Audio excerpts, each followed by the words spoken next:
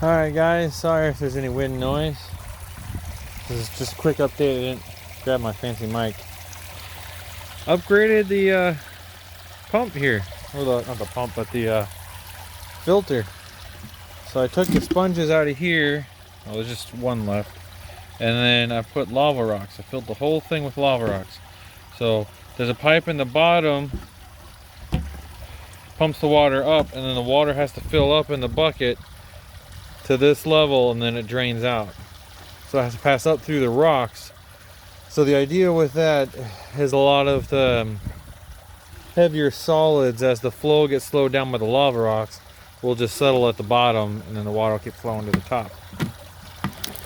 Not entirely sure why I put the lid on, but I keep it on.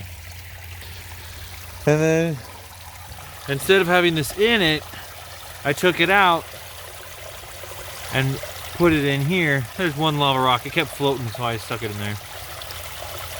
Stick it in here. Stabbed a bunch of holes in the bottom of it with this here awl. And made it so it has like a shower down below. And then this is a planter bucket. Used to have a tree in it full of lava rocks. And then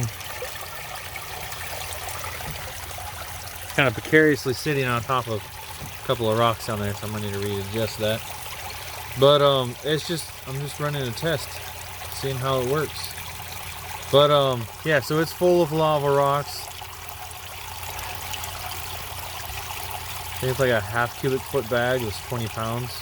And then there's one bag in there. That's the bag there. Red lava rocks. Let's see.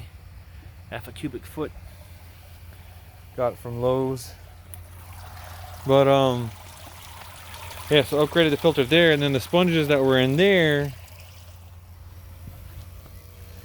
I put them in this bucket here with the pump, and then I have these screens wrapped around it. It's like what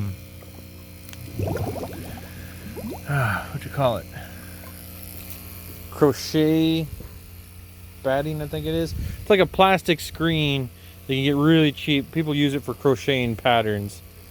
And it was like $1 for like 10. I think there were like 10 by 12 or 12 sheets or something like that. But it was a ton of them. And I just I wrapped it with 2 of them. I guess I can show you again. So you can see there's the end there, and I just drilled holes and then I glued that over the top of it. And I just used hot glue. And then running another little experiment over here. Oh, I knocked it over. Made a filter. So my wife had made this little planter bottle with a basket with the end cut off, so that way she could try to plant avocado in it and have space for the root to go straight down through it. And I just altered it, and I took the planter basket, flipped it upside down, and then that holds the pipe, and then I put lava rocks in it and some I forget what they even call this stuff, like filter mesh, filter floss, that's what it's called. And then shoved it up in there. It's actually a disposable filter bag from standard in aquarium filter. But yeah, so I popped that in there. We'll see how that goes. Just last year I had a lot of filtration problems, and trying to test out some ideas to address it. And then I added a pump. This guy's getting noisy, but he was made in 1995, so he can be a noisy old grandpa. But I got this guy brand new on sale. Honestly, he's about as quiet as this guy used to be. And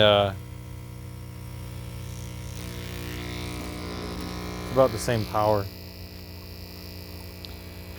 Not completely impressed, but hey, it'll do the job. I've been looking to upgrade air pumps before too long, but trying to do this on as low of a budget as possible. And these tubs got all kind of wonky because they got frozen.